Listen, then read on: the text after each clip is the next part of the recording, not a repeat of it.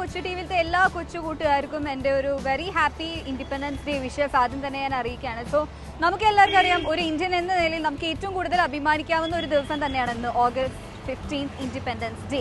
So നമുക്ക് 1947 August 15 നമുക്ക് ഒരുപാട് ധീരയോദ്ധാക്കളുടെ പരിശ്രമം കാരണം നമുക്ക് കിട്ടിയ ഒരു സ്വാതന്ത്ര്യമാണ്. അത് ആഘോഷിക്കാൻ വേണ്ടി ഇന്ന് നമ്മൾ എത്തിയിട്ടുള്ളത് ദക്ഷിണ നാവിക സേനയുടെ മുഖ്യാലയം. നിങ്ങൾക്ക് കാണാം എൻ്റെ ബാക്കിൽ നേവൽ ബേസ് കമാൻഡിൻ്റെ ആ ഒരു ഹെഡ് ക്വാർട്ടേഴ്സിൻ്റെ ഫ്രണ്ടിലാണ് ഞാനിപ്പോൾ നിൽക്കുന്നത്. ഇപ്പോൾ നമ്മളുടെ രാജ്യം നമുക്ക് എല്ലാവർക്കും അറിയാം, ഇന്ത്യ എന്ന് പറയുന്ന രാജ്യം 3 വശത്തിലും വെള്ളത്താൽ ചുറ്റപ്പെട്ട ഒരു രാജ്യമാണ്. സോ അതിനെ സംബന്ധിച്ച് നോക്കുമ്പോൾ, അതിൻ്റെ ഒരു സുരക്ഷയെ സംബന്ധിച്ച് നോക്കുമ്പോൾ ഏറ്റവും കൂടുതൽ നമ്മളുടെ സേനയാണ് നമ്മളുടെ രാജ്യത്തിൻ്റെ സുരക്ഷയെ കണക്കാക്കി നമുക്ക് വേണ്ടി എല്ലാം ചെയ്യുന്നത്. ബട്ട് അതിൽ ഏറ്റവും ഇമ്പോർട്ടൻറ്റ് ഫാക്ടർ നമ്മളുടെ ഇപ്പോൾ രാജ്യം ഒരു 3 വശം വെള്ളത്താൽ ചുറ്റപ്പെട്ടതുകൊണ്ട് ഏറ്റവും വലിയ ഫാക്ടർ നമ്മളുടെ നാവിക സേനയാണ് കൈകാര്യം ചെയ്യുന്നത്. അവരുടെ കൈകളിലാണ് നമ്മളുടെ ആ ഒരു ദേശത്തിൻ്റെ സുരക്ഷ നിൽക്കുന്നത്.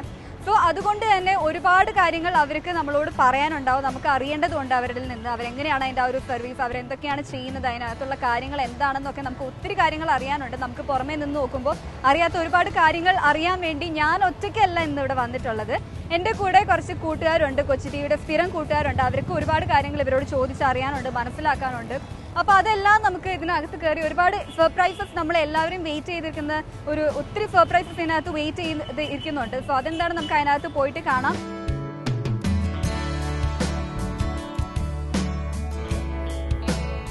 സോ നമ്മളിപ്പോൾ വന്ന് നിൽക്കുന്നത് INS ദ്രോണാചാര്യയിലാണ്. നമുക്കറിയാം സദേൺ നേവൽ കമാൻഡറിയുടെ ഒരു യൂണിറ്റാണ് INS ദ്രോണാചാര്യ. ഇപ്പോൾ നമ്മളുടെ കൂടെ ഇപ്പോൾ lieutenant commander Atul Pillai sir ഉണ്ട്. സർ നമ്മുടെ അടുത്ത് INS ദ്രോണാചാര്യയെ കുറിച്ച് കൂടുതലായിട്ട് പറയുന്നതായിരിക്കും. സർ, എന്താണ് INS ദ്രോണാചാര്യയുടെ അതിൻ്റെ ഒരു ഹിസ്റ്ററി, അതിനെക്കുറിച്ചുള്ള കാര്യങ്ങൾ? Hi children, welcome to INS Dronacharya. ഈ INS ദ്രോണാചാര്യ എന്ന് പറഞ്ഞ നേവൽ ബേസ് 1978 സ്ഥാപിച്ചത്. ഇത് നമ്മുടെ ഇവിടുത്തെ സ്ഥാപിച്ചത് നമ്മുടെ കൊച്ചിയുടെ തുറമുഖത്തിന് വേണ്ടി ഉള്ള സുരക്ഷയ്ക്കും പിന്നെ നമ്മുടെ ഇന്ത്യൻ നേവിയുടെ നാവികർക്ക് വേണ്ടിയുള്ള പരിശീലനത്തിനും വേണ്ടിയാണ് ഇവിടെ ഇത് സ്ഥാപിച്ചേക്കുന്നത്. അത് 1978 തൊട്ട് ഉള്ള നമ്മുടെ ഗൺസും മിസൈൽസും ഇവിടെ വെച്ചിട്ടുണ്ട്. എന്തെങ്കിലും ക്വസ്റ്റ്യൻസ് സാറിനോട് ചോദിക്കാനുണ്ടോ? എന്തൊക്കെ ടൈപ്സ് ഗൺസ് ആണുള്ളത്? നമ്മുടെ ഇന്ത്യൻ നേവിയിൽ അപ്പോൾ ഗൺസ് എന്ന് പറഞ്ഞാൽ പല വെറൈറ്റി ഉണ്ട്, ചെറിയ തൊട്ട് വലുത് വരെ ഉണ്ട്. അപ്പോൾ നമ്മളൊരു നാവികന് വേണ്ടി അവൻ്റെ സ്വയം രക്ഷയ്ക്ക് വേണ്ടി അവനുള്ള ചെറിയ വെപ്പൺസ് അവൻ ക്യാരി ചെയ്തുകൊണ്ട് കൊണ്ടുപോകാൻ പറ്റിയുള്ള വെപ്പൺസ് അവൻ യൂസ് ചെയ്യുന്നത്. അല്ല, പല വെറൈറ്റി, അത് പല സാഹചര്യങ്ങൾ വെച്ചുകൊണ്ട് അത് അവർ യൂസ് ചെയ്യും. അതല്ലാതെ ഇപ്പോൾ അത് വലിയ ഡിസ്റ്റൻസ് വേണം, അത് കൂടുതൽ നമുക്ക് ഇത് വേണമെങ്കിൽ അതിനുള്ള വലിയ ഗൺസ് ഉണ്ട്. അപ്പോൾ അത് അത് ഒത്തിരി വെറൈറ്റി ഉണ്ട് നമുക്ക് ആ ഗൺസ്. സെൽഫ് ഡിഫെൻസ് എന്ന് പറയുമ്പോൾ ഇപ്പം ഒരു ബേസിക്കലി സെൽഫ് ഡിഫെൻസിന് വേണ്ടി എന്തൊക്കെ ഉണ്ടായിരിക്കും കയ്യിലൊരു നേവൽ ഓഫീസറിൻ്റെ?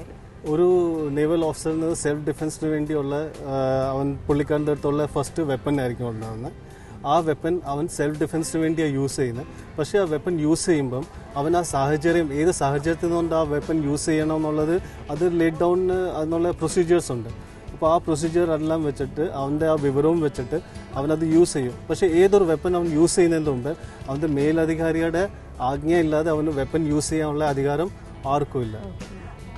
വിതൗട്ട് പെർമിഷൻ ആരും യൂസ് ചെയ്യരുത് വെപ്പൺസ്. ഓക്കെ സർ, അപ്പം ഇവിടെ ഇപ്പം എന്താണ് ആക്ച്വലി നടക്കാൻ പോകുന്നത് എന്നുള്ളത് ഒരു ബ്രീഫായിട്ടൊന്ന് പറഞ്ഞു തരാമെങ്കിൽ? ഇത് നമ്മുടെ പരേഡ് ട്രെയിനിങ് എന്ന് പറയും. പരേഡ് ട്രെയിനിങ് ഏതൊരു മിലിറ്ററി പേഴ്സൺ, യൂണിഫോം പേഴ്സണിൽ ഡിസിപ്ലിൻ ആണ് ഞങ്ങളുടെ മെയിൻ നമ്മൾ മോട്ടോ. ഡിസിപ്ലിൻഡ് ഫോഴ്സ് എന്നാണ് നമ്മൾ എപ്പോഴും അറിയപ്പെടുന്നത്. അപ്പോൾ ആ ഒരു ഡിസിപ്ലിനെ നമ്മൾ ഇൻകൾക്കേറ്റ് ചെയ്യാൻ വേണ്ടി നമ്മൾ എന്നുള്ള ട്രെയിനിങ് കൊടുക്കും. നിങ്ങളിപ്പോൾ അവിടെ എഴുതി കണ്ടിട്ട് drill is the bed rock of discipline. അപ്പോൾ നമ്മൾ ഈ പരേഡ് ഗ്രൗണ്ടിൽ ഒരു മൂവ്മെൻറ്റും, ഏത് മൂവ്മെൻറ്റ് എന്ന് പറഞ്ഞാൽ നമ്മളൊരു ഒരു സെറ്റ് പ്രൊസീജിയേഴ്സ് ഉണ്ട്. ആ ഒരു പ്രൊസീജിയർ വെച്ച് അവർ ചെയ്യത്തുള്ളൂ എല്ലാ കാര്യങ്ങളും. അപ്പോൾ ആ ഒരുമിച്ചുള്ള മൂവ്മെൻറ്റ്, ഈവൻ ഒരു തല പോലും അങ്ങോട്ട് അനക്കണമെങ്കിൽ അതൊരു ഓർഡറിലായിരിക്കും ചെയ്യുന്നത്, ഒരു ടൈമിങ്ങിലായിരിക്കും അത് ചെയ്യുന്നത്. ആ ഒരു ട്രെയിനിങ് നമ്മൾ പരേഡ് ട്രെയിനിങ്സ് ഇവിടെ നടത്തുന്നത്. സർ, പരേഡിനെ കുറിച്ച് കൂടുതൽ അറിയാൻ ഞങ്ങൾക്ക് എല്ലാവർക്കും താല്പര്യമുണ്ട്. പിന്നെ ഇവിടെ എന്താണ് നടക്കുന്നത് എന്നുള്ളതൊന്ന് ബ്രീഫായിട്ട് എക്സ്പ്ലെയിൻ ചെയ്യാനെങ്കിൽ നല്ലതായിരുന്നു.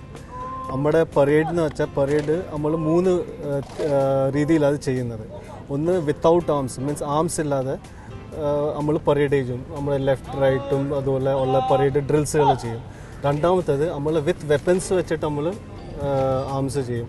ഈ വെപ്പൺസ് വെച്ച് ചെയ്യുന്നത് നമ്മൾ ചില സെറമണീസ് ഉണ്ട്, ചില ഫംഗ്ഷൻ ഉണ്ട്. ആ ഫംഗ്ഷനിന് വേണ്ടി വല്ല VIP വിസിറ്റ് ഉണ്ട്, പ്രസിഡന്റ് ഓഫ് ഇന്ത്യക്ക് സല്യൂട്ട് ചെയ്യാനൊക്കെ നമ്മളത് വിത്ത് വെപ്പൺസ് വെച്ചതാണ്. അപ്പോൾ ആ വെപ്പൺസ് വെച്ചിട്ട് പിന്നെ മൂന്നാമത്തെ അധികാരികൾ യൂസ് ചെയ്യുന്ന വാള് വെച്ചിട്ട് നമ്മൾ പരേഡ് ചെയ്യും. ഇതാ 3 ടൈപ്പ് പരേഡ് നമ്മൾ ചെയ്യുന്നത്. ഓക്കെ, അപ്പോൾ ഇപ്പം നമ്മൾ ആദ്യം കാണാൻ പോകുന്നത് ഏതായിരിക്കും സർ? ആദ്യം നമ്മൾ കാണാൻ പോകുന്നത് നമ്മുടെ വെപ്പൺസ് വെച്ചുള്ള ഡ്രില്ലാണ്. ഇത് ഇപ്പോൾ വെപ്പൺസിനെ എങ്ങനെ താഴോട്ട് വെക്കാനുള്ള ഒരു പ്രൊസീജിയറാണ് അത്. അവർ ടൈമിംഗ് വെച്ചിട്ട് അവർ ഒരുമിച്ച് എല്ലാവരുടെയും കയ്യും കൗണ്ടിങ് അവരെല്ലാം മനസ്സിൽ ഇത് ട്രെയിൻ ചെയ്തിട്ട് അവർ ചെയ്യുന്നത്. ഇന്ന് ക്യാരി ആംസ് എന്ന് പറയും, ആംസിനെ ക്യാരി ചെയ്യാനുള്ള പൊസിഷൻ.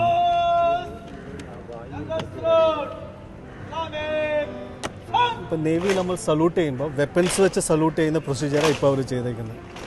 ഇതാ സല്യൂട്ടിങ് വിത്ത് വെപ്പൺസ് നമ്മൾ പറയും.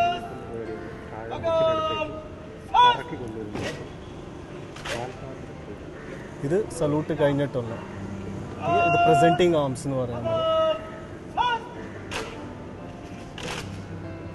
ഇപ്പം നേവൽ കുറേ ദൂരം മാർച്ച് ചെയ്യണമെങ്കിൽ കൈ കഴിക്കുമ്പോൾ അത് വെപ്പൺസ് ഷിഫ്റ്റ് ചെയ്യാം. നോർമലി ഷിഫ്റ്റ് ചെയ്യാൻ പറ്റില്ല, അതും ഒരു ഡ്രിൽ വെച്ച് അവർ ഷിഫ്റ്റ് ചെയ്യുന്നത്. കണ്ട ഓരോ കൗണ്ട് വെച്ചിട്ട് ഇപ്പോൾ ഒരു കണ്ടിൻജൻറ്റും കുറേ മാർച്ചിങ്ങിന് പോവുക ഒരു കുറേ ദൂരത്തിൽ, അപ്പോൾ അവർക്ക് ക്യാരി ഹാൻഡിൽ വെച്ചിട്ട് ഹാൻഡിൽ വെച്ച് ക്യാരി ചെയ്തുകൊണ്ടുള്ള പൊസിഷനാണ് ഇത് വെച്ച് അവർ മാർച്ച് ചെയ്തുകൊണ്ട് പോകും. Thank you sir. സോ അപ്പോൾ നമ്മളെല്ലാവരും നമ്മളിങ്ങനെ റിപ്പബ്ലിക് ഡേ അല്ലെങ്കിൽ സ്വാതന്ത്ര്യ ദിനം എന്നൊക്കെ നമ്മൾ പറയുമ്പോൾ നമ്മളുടെ എല്ലാവരുടെ ഉള്ളിലേക്ക് നമ്മൾ വരാറുണ്ട് ദില്ലിയിൽ നടക്കുന്ന പരേഡിനെ കുറിച്ചുള്ളൊരു ആ ഒരു ഇതൊക്കെ. കാരണം ഡിസിപ്ലിൻ, അത് സർ പറഞ്ഞ പോലെ ഡിസിപ്ലിൻഡ് ആയിട്ട് അവർ ആ പോകുന്നത് കാണാൻ തന്നെ ഭയങ്കര ഭംഗിയുള്ള ഒരു കാഴ്ചയാണ്. സോ നമുക്ക് വേണ്ടി ഇന്നിവിടെ ഇവർ അറേഞ്ച് ചെയ്തിട്ടുള്ള ഈ ഒരു പരേഡ് എന്നുള്ളത് നമുക്ക് കണ്ടിട്ട് നമുക്ക് തിരിച്ചു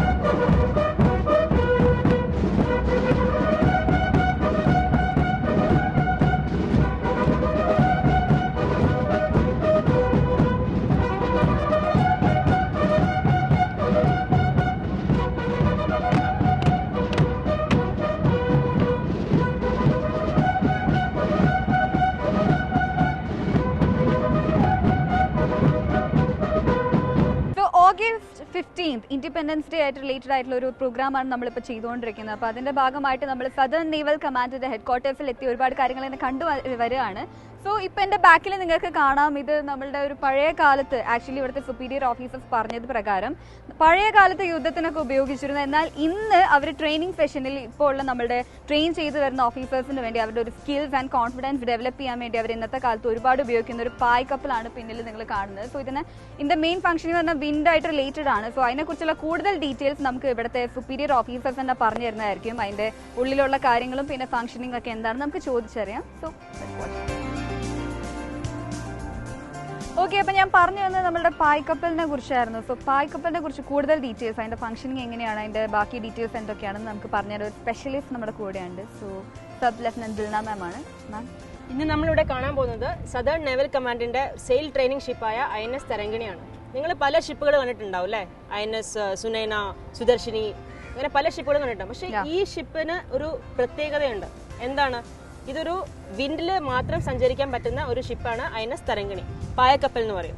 വിൻഡിൽ മാത്രമേ ഇതിന് സഞ്ചരിക്കാൻ പറ്റുള്ളൂ. കൂടാതെ എല്ലാ ഷിപ്പുകളിലും എഞ്ചിൻ ഉണ്ടാവും, മോട്ടർ ഉണ്ടാവും ഷിപ്പ് ഓടാൻ അല്ലേ. പക്ഷേ INS തരങ്കിണിക്ക് മോട്ടർ ഉണ്ടെങ്കിലും കൂടെ പക്ഷെ ഇത് മെയിനായിട്ട് ഓടുന്നത് എന്തിലാണ്? കാറ്റിലാണ്. സോ അതിന് വേണ്ടിയിട്ടുള്ള അതിനെങ്ങനെയാണ് ഈ INS തരംഗിണിയിലെ ക്രൂ എങ്ങനെയാണ് ഇതിൽ സെയിൽ ചെയ്യുന്നത്, എങ്ങനെയാണ് ഇവർ സെയിൽ സെറ്റ് ചെയ്യുന്നത് എന്നുള്ള കാര്യമെല്ലാം നമ്മളിനി ഇവിടെ കാണാൻ പോകുന്നത്. ഓക്കെ, സോ അടുത്തതായിട്ട് അപ്പോൾ നമ്മൾ കാണാൻ പോകുന്നത് അതാണ്. അതെ, ഇനി അടുത്തായിട്ട് നമ്മൾ കാണാൻ പോകുന്നത് എങ്ങനെയാണ് ഇവര് സെയിൽ സെറ്റ് ചെയ്യുന്നത്. അതിന് മുമ്പേ ഒരു മാസ് ഡ്രിൽ ഉണ്ടാവും. ഓക്കെ, ഈ പേരലായിട്ട് കാണുന്ന 3 ഇതാണ് മാസ്റ്റ് എന്ന് പറയുന്നത്. Fore mast, middle mast and mizzen mast. Okay, so ഇതില് നമ്മൾ സെയിൽ സെറ്റ് ചെയ്യുന്നതിന്റെ മുമ്പേ നമ്മൾ ഇതില് ഒരു മാസ് ഡ്രിൽ ചെയ്യും. ആ മാസ് ഡ്രിൽ എങ്ങനെ ചെയ്യുന്നതാണ് നമ്മൾ ഇനിയിപ്പം കാണാൻ പോകുന്നത്. ഒരു റിഗിംഗ് ഓഫീസർ എപ്പോഴും നമ്മുടെ ഡ്രില്ല് ചെയ്യുന്ന സമയത്ത് അതിന് വേണ്ടിയിട്ടുള്ള ഓർഡേഴ്സ് കൊടുക്കാൻ വേണ്ടി ഉണ്ടാവും. ആ ഓർഡേഴ്സ് കൊടുത്തിട്ട് മാത്രമേ നമ്മൾ ഏതൊരു ഡ്രില്ലും ഇവിടെ കമൻസ് ചെയ്യുള്ളൂ. സോ നമ്മൾ ഇവിടെ ഇപ്പം മാസ് ഡ്രില്ലാണ് ചെയ്യുന്നത്. മാസ് ഡ്രിൽ ഒരു ബേസിക്കലി ഒരു സെയിൽ സെറ്റ് ചെയ്യുന്നതിന് മുമ്പേ എല്ലാവരും ഒന്ന് വാമപ്പ് ആവണ്ടേ, അതിന് വേണ്ടിയിട്ട് നമ്മൾ ഇതിന്റെ മേളിൽ കയറും. ഈ എൻറ്റയർ ക്രൂ ഇതിന്റെ മുകളിൽ കയറിയിട്ട് അവർ തിരിച്ചിറങ്ങി വരും. ഇതാണ് ബേസിക്കലി മാസ്റ്ററിൽ നമ്മൾ ചെയ്യാൻ പോകുന്നത്. സോ എങ്ങനെയാണ് നമുക്കൊന്ന് നോക്കാം. ഇപ്പൊ നമുക്ക് കാണാം ഈ INS തരംഗിണി ക്രൂ മേളിലേക്ക് കയറുന്നതാണ്. ഇവർ കയറുന്ന സമയത്ത് നിങ്ങൾക്ക് കാണാമല്ലോ ഈ ഒരു യെല്ലോ കളറിലൊരു അതാണ് സേഫ്റ്റി ഹാർനസ്. അതില്ലെങ്കിൽ നമ്മൾ പെട്ടെന്ന് സ്ലിപ്പായാൽ തന്നെ നമുക്ക് താഴെ വരുന്ന സമയത്ത് അത് നമുക്ക് എഫക്റ്റ് ചെയ്യില്ല. അതിന് വേണ്ടിയിട്ടാണ് അത് നമ്മൾ വെച്ചിരിക്കുന്നത്. കൂടാതെ എപ്പോഴും നമ്മൾ മേളിൽ കയറുന്ന സമയത്ത് 3 പോയിന്റ് കോൺടാക്ട് ഉണ്ടായിരിക്കണം. ദാറ്റ് മീൻസ് 2 കാലും പ്ലസ് നമ്മളുടെ ഒരു കൈയും അവിടെ എപ്പോഴും വേണം. This is for safety. ഈ ഒരു ലൈൻ, ഈ ഒരു ഇത് കണ്ടില്ലേ, ഇങ്ങനെ നിൽക്കുന്നത് ഈ സൈഡിലേക്ക് നിൽക്കുന്നത്, അതിൽ നിൽക്കുന്നതാണ് യാർഡ് എന്ന് പറയും. അതിന്റെ മേളിൽ കയറിയിട്ടാണ് നമ്മൾ എന്ത് ചെയ്യുന്നത്, ഈ സെയിൽസ് നമ്മൾ അത് കെട്ടിവെച്ചതാണ്. ഈ സെയിൽസ് കെട്ടിവെച്ചിരിക്കുന്നതാണ്. ആ സെയിൽസ് അവിടുന്ന് ലൂസ് ചെയ്യും. ലൂസ് ചെയ്യുന്ന സമയത്താണ് ഇതെന്ത് ചെയ്യുന്നത്, താഴോട്ട് അത് വരുന്നത്. എന്നിട്ടാണ് നമ്മൾ ഈ റോപ്പ് വെച്ചിട്ട് നമ്മളത് വലിക്കുന്നത്. ഓക്കെ, സോ ആ ഡ്രില്ലാണ് നമ്മളിപ്പോൾ ചെയ്യുന്നത്. ഈ സ്ക്വയർ ഷേപ്പിൽ കാണുന്ന സെയിൽസ് കണ്ടോ നിങ്ങൾ? സ്ക്വയർ ഷേപ്പ്, അതിന് സ്ക്വയർ സെയിൽസ് എന്ന് പറയും. ഈ സൈഡിലുള്ള സെയിൽസിന് പറയും 4.5 സെയിൽസ്, 4.5. ഇത് സ്ക്വയർ സെയിൽസ്. ടോട്ടൽ 20 സെയിൽസ് ആണ് INS തരംഗിണിക്കുള്ളത്. അതിൽ including square sales and 4.5 sales. ഇപ്പോൾ അവർ മുകളിൽ കയറി അവിടുന്ന് സെയിൽസ് എല്ലാം ലൂസ് ചെയ്തു. അതിപ്പം താഴോട്ട് ഡ്രോപ്പ് ചെയ്തുകൊണ്ടിരിക്കുകയാണ്. ഡ്രോപ്പ് ചെയ്ത് കഴിഞ്ഞിട്ട് പിന്നെ അവർ തിരിച്ചു വരും. എന്നിട്ടാണ് നെക്സ്റ്റ് ആയിട്ടുള്ള ഡ്രിൽ അവർ ഇനി ചെയ്യാം. ഒരു കാഡറ്റിന് ഈ INS തരംഗിണി കയറാൻ എന്താ എലിജിബിലിറ്റി? INS തരംഗിണിയിലോട്ട് വരാനുള്ള എലിജിബിലിറ്റി എന്ന് പറയുകയാണെങ്കിൽ നമ്മളെ നേവിയിൽ ആദ്യം നമ്മൾ കമ്മീഷൻ ചെയ്യുന്ന സമയത്ത് പല തരത്തിലുള്ള ബ്രാഞ്ചസ് ഉണ്ട്. ടെക്നിക്കൽ ബ്രാഞ്ച്, അങ്ങനെ ഒരുപാട് ബ്രാഞ്ചസ് ഉണ്ട്. സോ അതിൽ നമ്മൾ എക്സിക്യൂട്ടീവ് ബ്രാഞ്ചിലുള്ള ആൾക്കാരാണ്, ഓഫീസേഴ്സാണ് മെയിൻലി INS തരംഗിണിയിൽ വന്ന് അവർക്കാണ് മെയിൻലി നമ്മൾ എന്ത് കൊടുക്കുന്നത്, ട്രെയിനിങ് കൊടുക്കുന്നത്. So basically executive officers basically അവരാണ് വന്നിട്ട്, ഓഫീസർ കാഡറ്റ്സ് വന്നിട്ട് ഇവിടുന്ന് ട്രെയിനിങ് കഴിഞ്ഞ് പാസ് ഔട്ട് ആയിട്ട് ഇപ്പോൾ ഇവിടെ മാസ്റ്ററിൽ കഴിഞ്ഞിരിക്കുകയാണ്. ഇനി നമ്മൾ ഈ സെയിൽ ഇപ്പം അഴിച്ചുവിട്ട ഈ സെയിൽ ഇത് നമ്മൾ എന്ത് ചെയ്യണം, വിടർത്തണം അല്ലേ? എന്നാലല്ലേ ഷിപ്പിന് മൂവ് ചെയ്യാൻ പറ്റുള്ളൂ, എന്നാലല്ലേ കാറ്റിന് വന്നിട്ട് ഇതിന് ഇത് ചെയ്യാൻ പറ്റുള്ളൂ. അതിനു വേണ്ടി നമ്മളിനി ഈ കാണുന്ന എല്ലാ സെയിൽസും നമ്മൾ ഓപ്പൺ ചെയ്യും. ഇനി നമ്മൾ സെയിൽ സെറ്റ് ചെയ്യാൻ പോവാണ്. സെയിൽ സെറ്റ് ചെയ്യുന്നതിന് മുമ്പേ നമുക്കൊരു ജോഷ് വേണ്ടേ, എന്ത് കാര്യം ചെയ്യുമ്പോൾ ഒരു ജോഷ് വേണ്ടേ? അതിനു വേണ്ടി നമ്മൾ പുഷപ്സ് എടുക്കുന്നുണ്ട്. അതാണ് നമുക്കിവിടെ കാണാൻ പോകുന്നത്.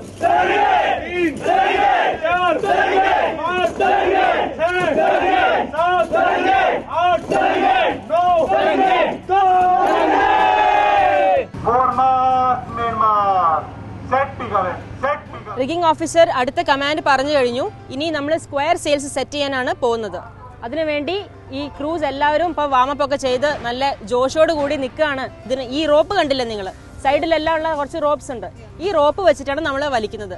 പുള്ളീസ് ഉണ്ടാവും. ആ പുള്ളീസിന്റെ ഹെൽപ്പ് കൊണ്ട് നമ്മളിത് വലിക്കുമ്പോൾ ഓട്ടോമാറ്റിക് ആയിട്ട് സെയിൽസ്, നമ്മൾ അഴിച്ചു വെച്ച സെയിൽസ് താഴോട്ട് വീഴും.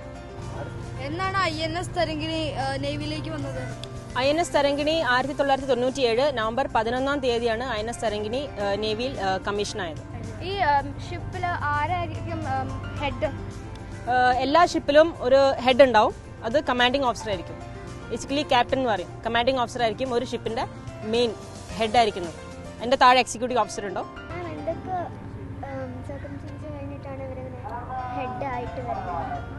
അത് ഇനീഷ്യലി നമ്മൾ നേവിയിൽ ജോയിൻ ചെയ്ത് കഴിഞ്ഞിട്ടുണ്ടെങ്കിൽ നമ്മൾ പല റാങ്ക്സ് ഉണ്ടാവും. സബ് ലെഫ്റ്റനന്റ്, ലെഫ്റ്റനന്റ്, അങ്ങനെ പ്രൊമോഷനായി അവരൊരു കമാൻഡർ, ക്യാപ്റ്റൻ, കൊമഡോർ ഒരു ലെവലിലെത്തുന്ന സമയത്ത് ഒരു ഷിപ്പ് ടെന്യൂറിൽ അവർക്ക് കമാൻഡിംഗ് ഓഫീസറായിട്ട് അവരെ അപ്പോയിന്റ് ചെയ്യും. ഇപ്പൊ കണ്ടില്ലേ നിങ്ങൾ, ഇവർ ഈ കയറ് വലിക്കുന്നത് കണ്ടില്ലേ? അത് വലിക്കുന്ന സമയത്ത് അവരിങ്ങനെ ഒരു ജോഷ് കിട്ടാൻ വേണ്ടിയിട്ട് അവരിങ്ങനെ കൗണ്ട് ചെയ്യും. 1 2 6 1 2 6 എന്ന് പറയും. അപ്പൊ എന്ത് ചെയ്യും, എല്ലാവരും ഒരുമിച്ച് ഒരേ താളത്തിൽ വലിക്കുന്ന സമയത്താണ് കൂടുതൽ പവർ കിട്ടുക അല്ലേ. അപ്പൊ അതാണ് ഇപ്പൊ ചെയ്തുകൊണ്ടിരിക്കുന്നത്. സെയിൽ താഴോട്ട് വന്നതിന് ശേഷം നമുക്ക് കാണാം ആ യാർഡില്ലേ, ഈ ഹൊറിസോണ്ടൽ ലൈനിലുള്ള ഈ യാർഡ് നമുക്ക് അപ്പ് ഡൗൺ ചെയ്യാം. അപ്പ് ഡൗൺ ചെയ്യുന്ന സമയത്ത് എന്താവും, ഇൻ കേസ് സെയിൽ മൊത്തമായിട്ട് താഴേക്ക് വന്നിട്ടില്ലെങ്കിൽ നമുക്ക് ഈ യാർഡ് വെച്ചിട്ട് അഡ്ജസ്റ്റ് ചെയ്യാം. അതിന് വേണ്ടിയാണ് ഈ യാർഡ് പുള്ളീസ് ഉണ്ട്. ഈ യാർഡ് വെച്ചിട്ട് യാർഡ് നമ്മൾ മേലോട്ടും താഴോട്ടും മൂവ് ചെയ്യും. What is the use of square sails? Square sales ഇപ്പോൾ ഞാൻ പറഞ്ഞു, നമുക്ക് 2 തരം സെയിൽസ് ആണുള്ളത്, 4.5 sales and square sales. Square sales എന്ന് പറയുന്ന സമയത്ത് നമ്മൾ ഷിപ്പ് മൂവ് ചെയ്യുന്ന സമയത്ത് അത് മൂവ്മെന്റിന് വേണ്ടി യൂസ് ചെയ്യുന്നത്. ആൻഡ് 4.5 സെയിൽസ് നമ്മൾ ഷിപ്പിന്റെ സ്റ്റെബിലിറ്റിക്ക് വേണ്ടിയിട്ടാണ് യൂസ് ചെയ്യുന്നത്. So this is the difference.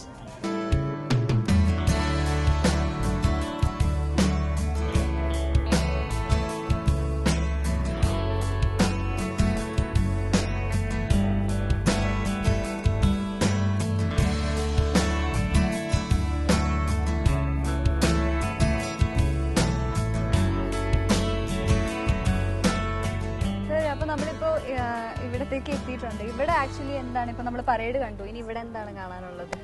ഈ ഒരു ഫെസിലിറ്റി നമ്മൾ സാഗർ പ്രഹരി ബൽ എന്ന് പറയും. ഈ സാഗർ പ്രഹരി ബൽ ഇപ്പോൾ എല്ലാവർക്കും ഓർമ്മയുണ്ടായിരിക്കും, നമ്മുടെ 26/11 ബോംബെ അറ്റാക്ക് കഴിഞ്ഞിട്ട് സമുദ്രത്തിൽ നിന്നുള്ള ഭീഷണികളെ ഇത് ചെയ്യാൻ വേണ്ടി നമ്മൾ ഒരു പുതിയ സാഗർ പ്രഹരി ബൽ എന്ന് പറഞ്ഞൊരു ട്രെയിനിങ് സെൻറ്റർ തുടങ്ങിയിട്ടുണ്ട്.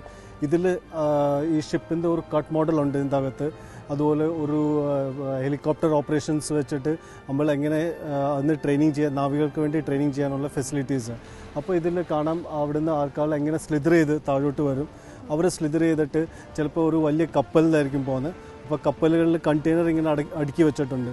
അപ്പോൾ ആ കണ്ടെയ്നറിൻ്റെ മണ്ടയ്ക്ക് പോയി എങ്ങനെ അവർ ഹെലികോപ്റ്ററിൽ നിന്ന് ആ ട്രൂപ്സിനെ ഷിപ്പിൽ നിന്ന് ആ പോകുന്ന കപ്പലിലോട്ട് എങ്ങനെ ട്രാൻസ്ഫർ ചെയ്യുന്നുള്ളതാണ് ഇപ്പോൾ നിങ്ങൾ കാണാൻ പോകുന്നത്. അവിടുന്ന് നാവികർ എങ്ങനെ ഒരു കപ്പലിൽ നിന്ന് ഹെലികോപ്റ്ററിൽ നിന്ന് കപ്പലിലോട്ട് ട്രാൻസ്ഫർ ചെയ്യുന്ന പല സ്പീഡാണ്. ഇത് സ്ലോ സ്പീഡ്, അതിലൊരു മീഡിയം സ്പീഡ്. ഇപ്പോൾ നിങ്ങൾ നോക്കുമ്പോൾ ഇത് ആക്ച്വൽ സ്പീഡിൽ വരുന്നത്. ഈ സ്പീഡിലായിരിക്കും ലാൻഡ് ചെയ്യുന്നത്. എന്താ വെച്ചാൽ അവിടെ സമയമില്ലാത്ത എളുപ്പം നമുക്ക് ഓപ്പറേഷൻ കണ്ടക്ട് ചെയ്യണം. അത് കഴിഞ്ഞിട്ട് ഒരു വട്ടം ഹെലികോപ്റ്ററിൽ നിന്ന് ലാൻഡ് ചെയ്ത് കഴിഞ്ഞിട്ട് അവർ ലാൻഡ് ചെയ്യുന്നത് ഇല്ല കണ്ടെയ്നറിൻ്റെ മണ്ടയ്ക്കായിരിക്കും. ഇങ്ങനെ കണ്ടെയ്നറുകൾ അടുക്കി വെക്കുന്ന മെർച്ചൻ്റ് ഷിപ്പിൽ. അപ്പോൾ ഓരോ കണ്ടെയ്നറിനെ സെർച്ച് ചെയ്യാനും അവരെങ്ങനെ അതിൻ്റെ പ്രൊസീജിയർ ഇപ്പോൾ അവർ അത് കാണിച്ചു തരുന്നത്.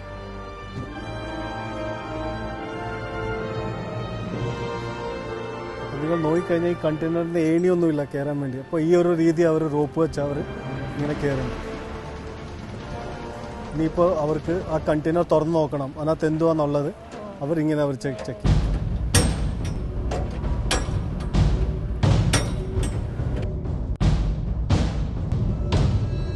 അവർ ചെക്ക് ചെയ്യും അകത്ത് എന്തൊക്കെ ഉണ്ട് ഐറ്റംസ് എന്നൊക്കെ.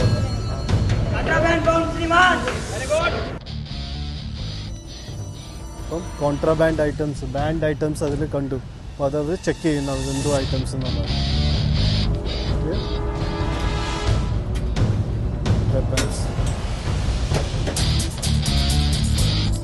അപ്പം ഈ കാണിക്കുന്നത് ആ ഹെലികോപ്റ്റർ ഇരിക്കുന്നവർ അത് കണ്ടുകൊണ്ടിരിക്കും. അപ്പോൾ അത് അവർ നമ്മുടെ മദർ ഷിപ്പ്, നമ്മുടെ നേവിയുടെ ഷിപ്പിലോട്ട് നമ്മൾ റിലേ ചെയ്ത് കൊടുക്കും. ഈ സാധനങ്ങൾ ആ മെർച്ചൻ്റ് ഷിപ്പിൽ കിട്ടിയെന്നുള്ളത്.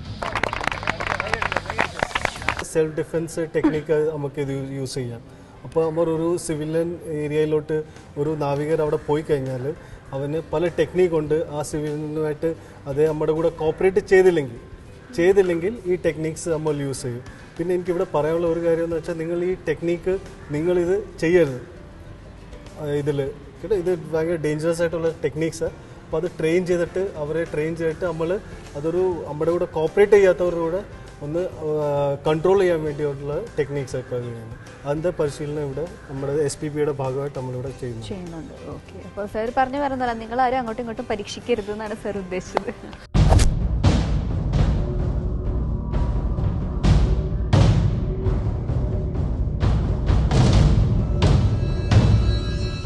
ഫസ്റ്റ് നമ്മൾ സ്റ്റാൻസസ്, അത്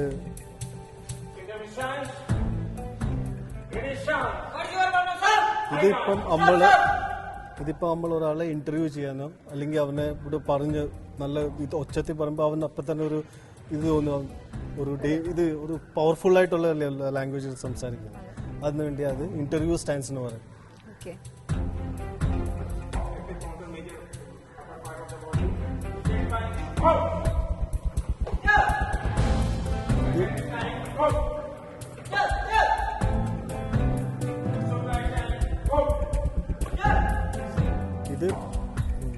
കാണും സാധ്യത.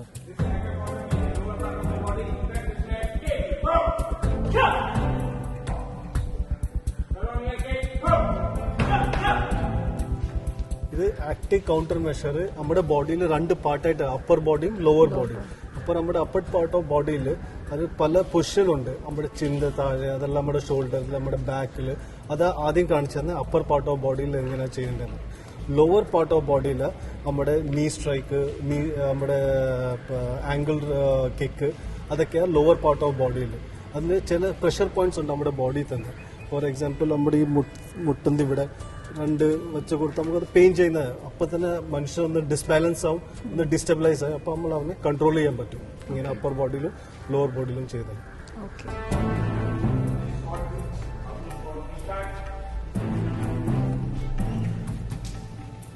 ഇത് ഇപ്പം നമ്മൾ ഒരാളെ എസ്കോർട്ട് ചെയ്ത് കൊണ്ടുപോവുക. അവൻ ചിലപ്പം പോലീസുകാരെ കണ്ടില്ലേ, നിങ്ങൾ ഇപ്പൊ കോളർ പിടിച്ച് പോയി കഴിഞ്ഞാൽ അവൻ ചിലപ്പോൾ ബട്ടൺസ് ഊറിയിട്ട് ഓടും അല്ലേ. അപ്പൊ അവൻ രക്ഷപ്പെടാതിരിക്കാൻ വേണ്ടിയുള്ള അവനെ ലോക്ക് ചെയ്തിട്ടുള്ള പ്രൊസീജിയറാണ് അത് എസ്കോർട്ട് ഡ്രിൽ എന്ന് പറയുന്നത്. നമ്മുടെ ബോഡിയിൽ പല പ്രഷർ പോയിന്റ്സ് ഉണ്ട്. ആ പ്രഷർ പോയിന്റ്സ് നമ്മൾ പ്രഷർ കൊടുക്കുമ്പോൾ ഒരു മനുഷ്യന്റെ കൺട്രോൾ ഇല്ലെങ്കിൽ അവനെ കൺട്രോൾ ചെയ്യാൻ വേണ്ടിയുള്ളത്. അതിൽ ഫോർ എക്സാമ്പിൾ ഇപ്പം ഇവിടുത്തെ മാൻഡിബുലർ പോയിന്റിൽ നമ്മൾ ചില സമയത്ത് പ്രസ് ചെയ്ത് അൺകോൺഷ്യസ് വരെ ആവും ചില ആൾക്കാർ. അതുപോലെ ഇപ്പോൾ അവർ ചെയ്ത് കാണിക്കും.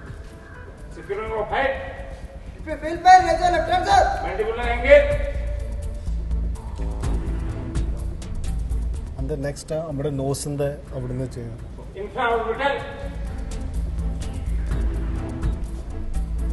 നെക്സ്റ്റ് ഇങ്ങനെ പിടിച്ച് പ്രസ് ചെയ്യും. അപ്പം മനുഷ്യനെ കൺട്രോൾ ചെയ്യാൻ പറ്റും. ഒരു വയലന്റ് ആയിട്ടുള്ള ഒരു പേഴ്സണെ കൺട്രോൾ ചെയ്യാനുള്ള ടെക്നിക്സ്. പക്ഷെ നിങ്ങൾ ഇതൊന്നും ചെയ്യരുത് കേട്ടോ.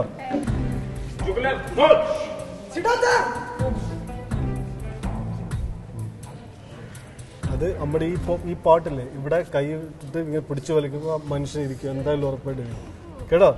അത് കൺട്രോൾ ചെയ്യാൻ വേണ്ടി വയലന്റ്, എല്ലാവരെയും നോർമലി പോയി ചെയ്യാൻ വയലന്റ് ആയിട്ടുള്ളവരെ കൺട്രോൾ ചെയ്യാൻ വേണ്ടിയുള്ള ടെക്നിക്കാണ്. ഒരു വട്ടം ഒരു ടെററിസ്റ്റിനെ നമ്മൾ ലേറ്റ് ഡൗൺ ചെയ്ത് അറസ്റ്റ് ചെയ്ത് കഴിഞ്ഞിട്ട് പിന്നെ അങ്ങനെ അതിനെ സെർച്ച് പ്രൊസീജിയർ, ഒരു ടെററിസ്റ്റാണ്, അന്നേരത്തെ ഡേഞ്ചർ ആയിട്ടുള്ള ടെററിസ്റ്റാണ്. അപ്പോൾ അങ്ങനെ അതിനെ സെർച്ച് ചെയ്യാനുള്ള ഒരു പ്രൊസീജിയറാണ് ഇപ്പോൾ കാണിക്കാൻ പോകുന്നത്. വായിക്കകത്ത് എന്തെങ്കിലും വെച്ചിട്ടുണ്ടോ, some poisonous or anything. അപ്പോൾ ഫുൾ മൗത്ത് ചെക്ക് ചെയ്യും, എന്തെങ്കിലും പാത്ത് വെച്ചിട്ടുണ്ടോ എന്നുള്ള. അതല്ല ഇപ്പോൾ ആ പുള്ളിക്കാരൻ ആ സൈനൈഡ് കഴിക്കുവാണെങ്കിൽ ദെൻ വിൽ ബി അടുത്ത ഷൂ നോക്കും.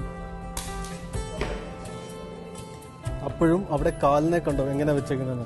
ആ മറ്റേ കാലിനെ ഈ കാല് വെച്ചിട്ട് പുള്ളിക്കാരൻ ബ്ലോക്ക് ചെയ്തേക്കുക, സോ ദാറ്റ് അവന് കാലുകൊണ്ട് മൂവ്മെന്റ് ചെയ്യാൻ പറ്റുന്നില്ല.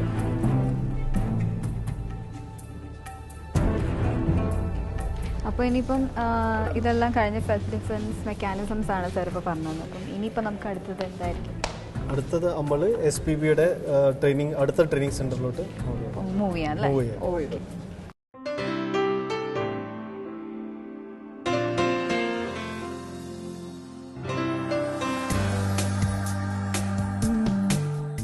ഓഗസ്റ്റ് 15th ഇൻഡിപെൻഡൻസ് ഡേയുടെ ഭാഗമായിട്ട് നമ്മളിവിടെ വന്നിട്ട് ഒത്തിരി കാര്യങ്ങൾ, ഒത്തിരി ഇൻട്രസ്റ്റിംഗ് ആയിട്ടുള്ള കാര്യങ്ങൾ നേവി നമുക്ക് കാണിച്ചു തന്നിട്ടുണ്ട്. ബട്ട് എനിക്ക് തോന്നുന്നു കോമൺ പീപ്പിളിന് എല്ലാവർക്കും, ഞാൻ അടക്കമുള്ള സാധാരണക്കാർക്ക് എല്ലാവർക്കും ഭയങ്കര ഇൻട്രസ്റ്റിംഗ് ആയിട്ടുള്ള ഒരു കാര്യം കൂടി ബാക്കിയുണ്ട്. വേറെ നല്ല ഫയറിംഗ് ആണ്, നമ്മളെല്ലാവരും സിനിമയിൽ മാത്രം കണ്ടിട്ടുള്ള ഒരു കാര്യമാണ്. ബട്ട് ആസ് നേവിയിലായാലും അല്ലെങ്കിൽ ആംഡ് ഫോഴ്സസ് ഏത് തന്നെയാണെങ്കിലും നിങ്ങൾക്ക് ഇത് യൂഷ്വൽ ആയിട്ടുള്ള ഒരു കാര്യമാണ്. സോ സർ, ഞങ്ങൾക്ക് ആ ഫയറിംഗ് ഒന്ന് കാണാനുള്ള എന്തെങ്കിലും ഒരു ചാൻസ് ഉണ്ടോ? ഇതൊരു നമ്മളിപ്പോൾ വന്നിരിക്കുന്ന ഒരു ഭയങ്കര നല്ലൊരു ഇൻട്രസ്റ്റിംഗ് ഒരു ഫയറിങ്. ഇപ്പോൾ നമ്മൾ ഫയർ ചെയ്യാൻ പോകുന്നത് ഇവിടെ 2 വെപ്പൺസ് നമ്മളിവിടെ വെച്ചിട്ടുണ്ട്. ഒന്ന് ഹെവി മെഷീൻ ഗണ്ണും അടുത്തത് വന്നിട്ട് മീഡിയം മെഷീൻ ഗണ്ണും.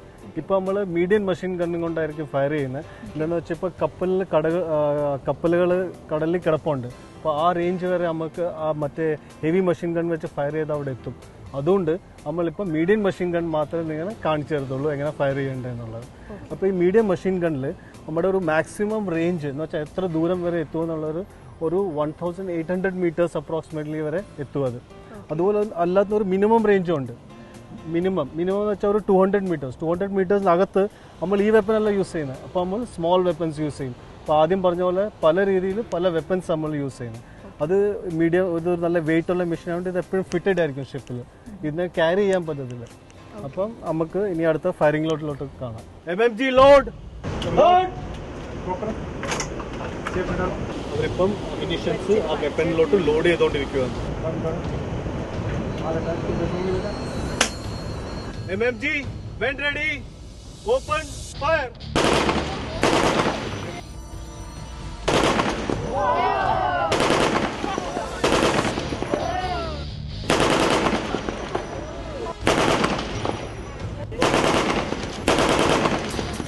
ഇതിപ്പോൾ നമ്മൾ കണ്ടത് ബേസ്റ്റ് മോഡ് ഫയറിംഗ് എന്ന് പറഞ്ഞത്.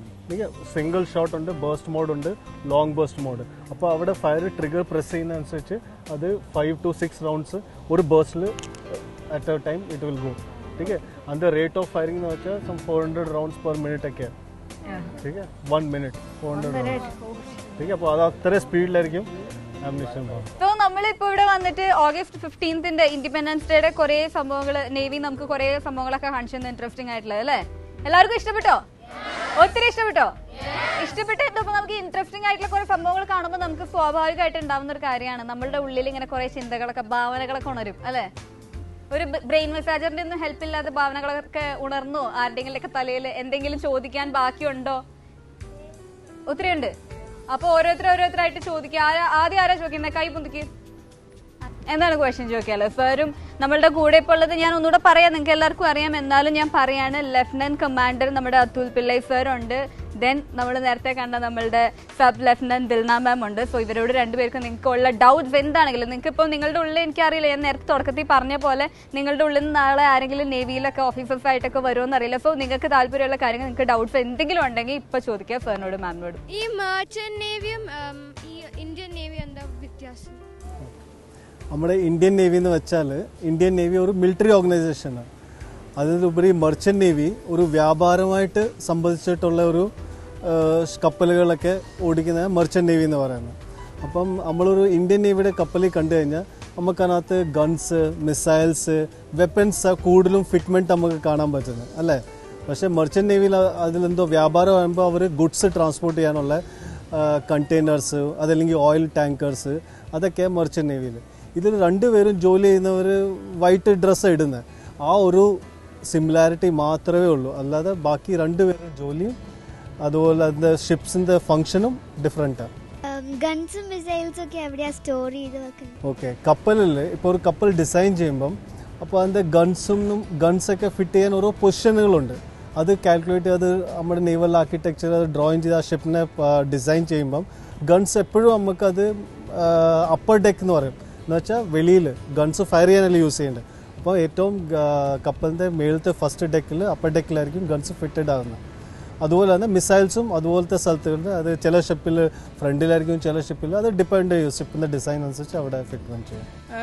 ഈ international boundary, I mean in the waters, ഇന്ത്യക്ക് ഇത്രയും വാട്ടർ സ്പേസ്, പിന്നെ ഇന്റർനാഷണൽ, പിന്നെ നെക്സ്റ്റ് കൺട്രി, അതെങ്ങനെ മാർക്ക് ചെയ്യുന്നത്? How do we mark it? നമ്മുടെ തീരത്തിൽ നിന്ന് ഒരു 12 നോട്ടിക്കൽ മൈൽ, ഈ 12 നോട്ടിക്കൽ മൈലിന് 1 നോട്ടിക്കൽ മൈൽ ഒരു അപ്രോക്സിമേറ്റ്ലി ഒരു 2 കിലോമീറ്റേഴ്സ്. അപ്പോൾ 12 നോട്ടിക്കൽ മൈൽ വരെ നമ്മൾ അതിനെ ടെറിട്ടോറിയൽ വാട്ടേഴ്സ് എന്ന് പറയും. എന്ത് ടെറിട്ടോറിയൽ വാട്ടേഴ്സ്? ഈ ടെറിട്ടോറിയൽ വാട്ടേഴ്സ് കഴിഞ്ഞിട്ട് ഒരു 200 നോട്ടിക്കൽ മൈൽ വരെ അതിനെ നമ്മൾ എക്സ്ക്ലൂസീവ് എക്കണോമിക് സോൺ എന്ന് പറയും.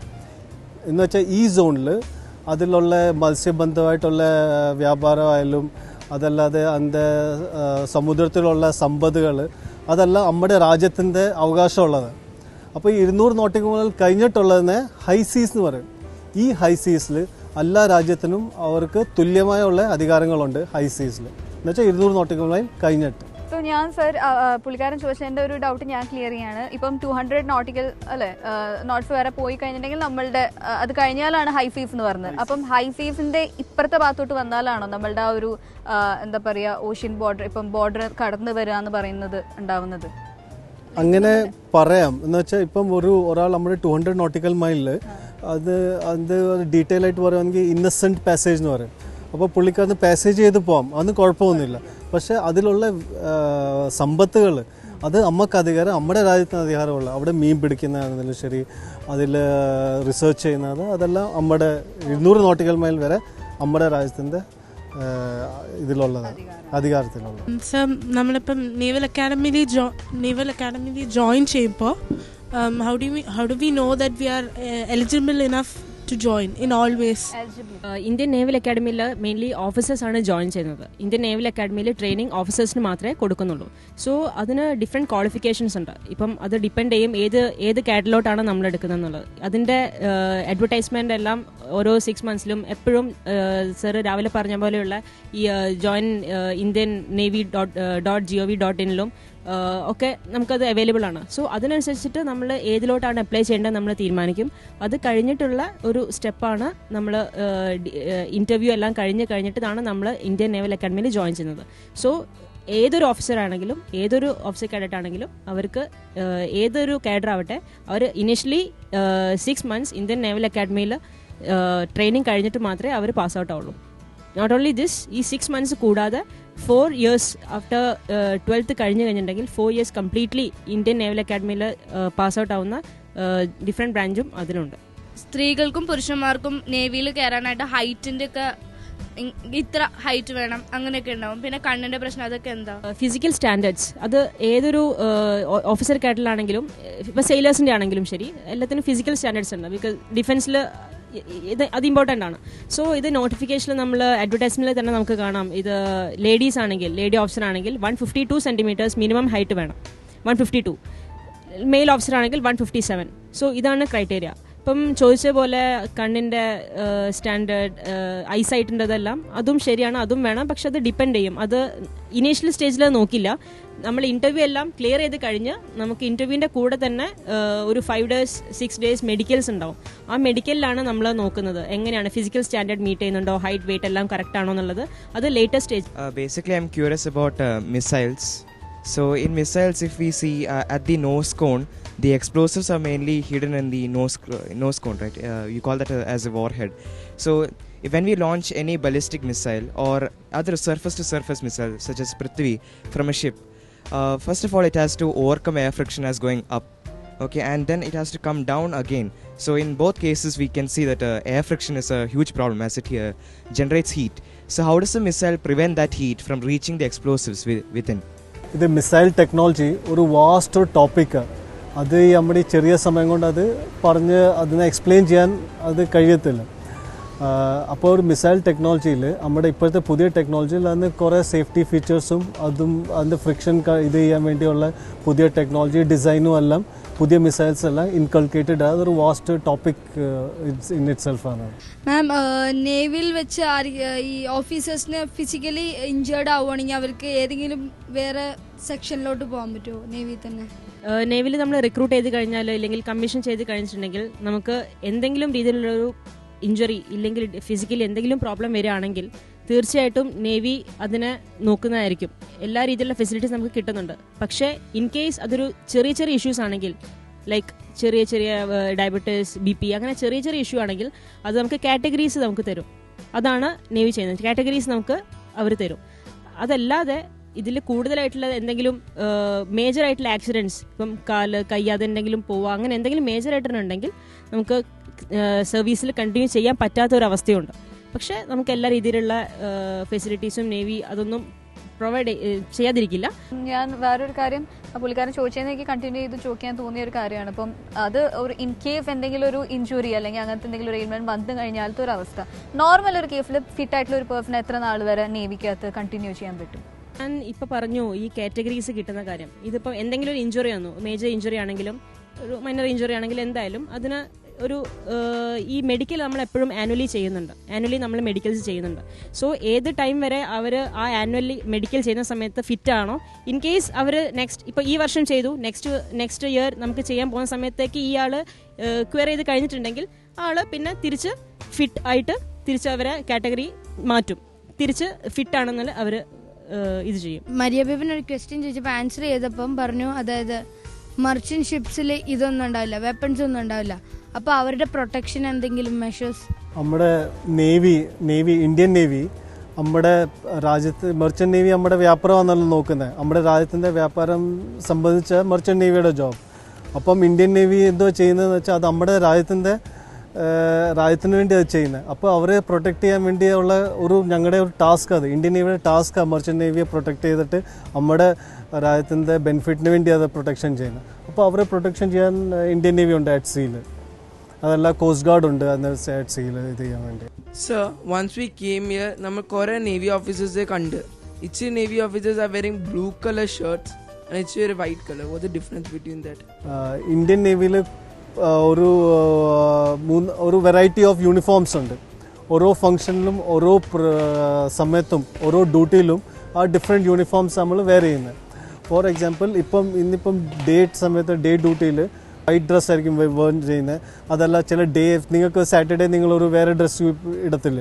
അതുപോലെ തന്നെ ഞങ്ങളും ഒരു ഡേ വൈസ് ഒരു ഫ്രൈഡേ സാറ്റർഡേ ഞങ്ങളുടെ യൂണിഫോം ഡിഫറെൻറ്റാണ്. അതല്ലാതെ ഞങ്ങൾ ഷിപ്പിൽ പോകുമ്പം ഞങ്ങളുടെ യൂണിഫോംസ് ഡിഫറെൻ്റ് ആയിരിക്കും. അത് ആ സമയത്ത് ഷിപ്പിൽ ജോലി ചെയ്യുന്നവരുടെ, ഫോർ എക്സാമ്പിൾ ഒരാളിപ്പോൾ എഞ്ചിൻ റൂമിൽ ജോലി ചെയ്യുവാണെങ്കിൽ പുള്ളിക്കാരൻ വെളുത്ത ഡ്രസ്സ് ഇട്ട് പോയാൽ പുള്ളിക്കാരൻ്റെ ഡ്രസ്സ് ചീത്തയാകത്തില്ല. അപ്പോൾ അതിനുവേണ്ടി സെപ്പറേറ്റ് യൂണിഫോം ഉണ്ട്. അതുപോലെ അന്തർവാഹിനി പോകുന്നവർക്ക് സെപ്പറേറ്റ് യൂണിഫോം ഉണ്ട്. അതുപോലെ വിമാനത്തിൽ പോകുന്നവർക്ക്, വിമാനം ഓടിക്കുന്നവർക്ക് അത് സെപ്പറേറ്റ് യൂണിഫോം ഉണ്ട്. അത് ഡിഫറെൻറ്റ് കാറ്റഗറൈസ് യൂണിഫോം ഉണ്ട് നേവിയിൽ. ഈ ഇന്ത്യൻ നേവിയിൽ വർക്ക് ചെയ്യുന്ന ആരെങ്കിലും അതിൻ്റെ റൂൾസിന് എതിരെ ഇത് ചെയ്യുമ്പോൾ അവർക്ക് കിട്ടുന്ന പണിഷ്മെൻറ്റ് എങ്ങനെയായിരിക്കും? ഹയസ്റ്റ് പണിഷ്മെൻറ്റ് ഇന്ത്യൻ നേവി തന്നല്ല, എവിടെ വേണമെങ്കിലും ഹയസ്റ്റ് പണിഷ്മെൻറ്റ് നമ്മുടെ ട്രീസൺ, നമ്മുടെ രാജ്യത്തിൻ്റെ എഗെയിൻസ്റ്റ് വർക്ക് ചെയ്യുക, അതായിരിക്കും അതാ ഹയസ്റ്റ് പണിഷ്മെൻറ്റ്. അത് ആസ് പെർ പീനൽ നമ്മുടെ ഇന്ത്യൻ പീനൽ കോഡ് വഴി അത് ചെയ്യും. ഇന്ത്യൻ നേവിയിൽ വർക്ക് ചെയ്യുന്നവരും അതിങ്ങനെ തെറ്റ് ചെയ്യുവാണെങ്കിൽ അതിൻ്റെതായിട്ടുള്ള പ്രൊസീജിയറുണ്ട്. അതുമായിട്ട് അതിൻ്റെ എൻക്വയറി ചെയ്യുക, അത് തെറ്റ് ചെയ്തിട്ടുണ്ടോ അതോ ഇല്ലയോ എന്ന്. അത് കഴിഞ്ഞിട്ടുള്ള ഡിഫറെൻറ്റ് കാറ്റഗറി വെച്ച് ഏത് പണിഷ്മെൻറ്റ് പ്രൊപ്പോർഷണാലിറ്റി വെച്ചിട്ട് അത് പണിഷ്മെൻറ്റ് ഉണ്ടെങ്കിൽ കൊടുക്കുക, അല്ലെങ്കിൽ പണിഷ്മെൻറ്റ് കൊടുക്കത്തില്ല. ഇപ്പം നമുക്ക് ലേറ്റസ്റ്റ് ടെക്നോളജി ആൻഡ് കുറേ റേഡാർസ് ഉണ്ട്. പക്ഷേ why it is so difficult to find all these missing aircrafts and ships? നമ്മുടെ ടെക്നോളജി അഡ്വാൻസ് ചെയ്താലും ആ ടെക്നോളജിയിൽ ഒരു ഗ്യാപ്സ് ഉണ്ട്. ഇപ്പം നമ്മുടെ സമുദ്രം എന്ന് പറഞ്ഞാൽ ഇങ്ങനെ വാസ്റ്റായി കിടക്കുക. നമ്മളിപ്പോൾ നമ്മുടെ സമുദ്രത്തിൻ്റെ കടലിൻ്റെ ഇടയ്ക്ക് നിന്നാൽ ഏത് ദിശ, ഇപ്പോൾ നമ്മുടെ അടുത്ത് വടക്ക് നോക്കി യന്ത്രം ഇല്ലെങ്കിൽ നമുക്കറിയാൻ പറ്റത്തില്ല ഏത് ദിശയാണ്. അപ്പോൾ ഇങ്ങനെ വാസ്റ്റ് ഏരിയയിൽ അവർ പോവുകയാണെങ്കിൽ അത് കണ്ടുപിടിക്കാൻ ഇറ്റ്സ് വെരി ഡിഫിക്കൾട്ട്. അപ്പം അത് ടെക്നോളജി അഡ്വാൻസ് ആകുന്നതനുസരിച്ച് അത് വരും. പക്ഷേ അതിൻ്റെ ഇടയ്ക്ക് ഗ്യാപ്സുകളുണ്ട്. അതുകൊണ്ട് ഇറ്റ്സ് ഈസി അല്ല, ബട്ട് ഇറ്റ് ഈസ് നോട്ട് ഇമ്പോസിബിളും അല്ല, but it is not easy also at the same time. Sir, ഇപ്പോൾ നമ്മൾ ഈ നേവി ഉണ്ട്, അപ്പോൾ what is the use of a coast guard? നേവിയും കോസ്റ്റ് ഗാർഡും രണ്ട് ഡിഫറെൻറ്റ് റോൾസിന് വേണ്ടിയാണ് സ്ഥാപിച്ചേക്കുന്നത്. അപ്പം നേവിയുടെ റോൾ എന്ന് പറഞ്ഞാൽ മോർ അറ്റ് ഹൈ സീസിലോട്ട് പോകുന്ന റോൾസാണ് നേവിക്ക് റോൾസ് ഉള്ളത്. വെറസ് കോസ്റ്റ് ഗാർഡ് എന്ന് വെച്ചാൽ തീരദേശ സേന, അവരുടെ റോള് നമ്മുടെ most coastal വാട്ടേഴ്സിലാണ്.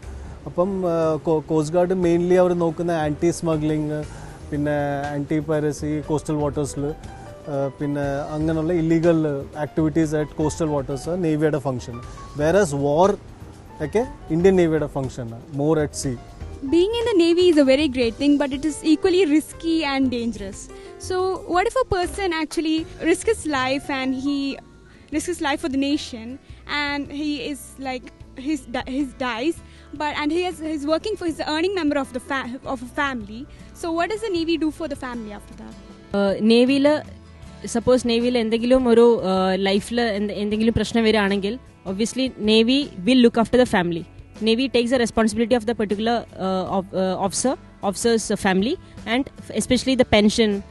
They'll get more pension when somebody dies in action. Then they look after the pension. The pension will be more. Pinne gratuity, that will be more. And എല്ലാ കാര്യത്തിലായാലും ഈ ഏതൊരു ആക്ഷനിലാണ് നമ്മൾ ഒരു നേവി പേഴ്സണൽ എന്തെങ്കിലും പറ്റുന്നുണ്ടെങ്കിൽ തീർച്ചയായിട്ടും അവരുടെ എല്ലാ കാര്യത്തിലും അവരുടെ ഫാമിലിനെ completely look after ചെയ്യുന്നുണ്ട് navy. As Nigel said, we have sea boundaries. So അവിടെ നമുക്ക് നേവി ഓഫീസേഴ്സ് ഉണ്ടാവുമോ, അതോ ഇനി മെഷീൻസ് ഉണ്ടാവുമോ, ലൈക്ക് അൺഐഡൻറ്റിഫൈഡ് ഒബ്ജക്റ്റ് അല്ലെ എന്തെങ്കിലും ഫോറിൻ ആയിട്ട് വന്നു കഴിഞ്ഞാൽ എന്തെങ്കിലും അവിടെ ഉണ്ടാവുമോ, like to protect our country? അതിനുവേണ്ടി ഇപ്പം നമ്മൾ ടെക്നോളജിക്കലി അഡ്വാൻസ് ആയപ്പം നമ്മുടെ സർവൈലൻസിന് വേണ്ടിയുള്ള എയർക്രാഫ്റ്റ്സുകളുണ്ട്. അവർ പെട്രോളിങ് ചെയ്യുന്ന എയർക്രാഫ്റ്റ്സ് ഉണ്ട്. ഷിപ്സ് പെട്രോൾ ചെയ്യും. നമ്മുടെ കരസേനയെ തൊട്ട് അവിടെ നിന്ന് ബൗണ്ടറി, ഇത് എൻ്റെ ബൗണ്ടറിയാണ്, ഞാൻ അവിടെ നിൽക്കുക, അങ്ങനെ ചെയ്യാൻ നേവിയിൽ പറ്റത്തില്ല, കടലിൽ പറ്റത്തില്ല. അപ്പോൾ അതിന് നമ്മൾ പല രീതിയിൽ അതിന് നമ്മൾ സർവൈലൻസ് എന്ന് പറയാം. അതിൽ നമ്മൾ കപ്പലിൽ കൊണ്ട് ചെയ്യാം, അത് നമ്മുടെ എയർക്രാഫ്റ്റും കൊണ്ട് ചെയ്യാം. അതല്ലാതെ ഇപ്പോൾ നമ്മുടെ പുതിയ ടെക്നോളജി വെച്ച് സെറ്റലൈറ്റ് കൊണ്ട് നമുക്ക് അതിനെ ഒബ്സർവ് ചെയ്യാം, സെറ്റലൈറ്റ് പിക്ചർ വെച്ച് ഒബ്സർവ് ചെയ്യാം. അങ്ങനെ നമ്മൾ അതിനെ സർവൈലൻസ് ചെയ്യും. എല്ലാവർക്കും ഇന്ന് ഓൾമോസ്റ്റ് എല്ലാ കാര്യങ്ങളും ക്ലിയർ ആയിട്ടുണ്ടാവുമെന്ന് ഞാൻ പ്രതീക്ഷിക്കുകയാണ് അല്ലേ? എല്ലാവർക്കും ഓൾമോസ്റ്റ് നിങ്ങളുടെ ഡൗട്ട്സ് ഒക്കെ ക്ലിയർ ആയില്ലേ?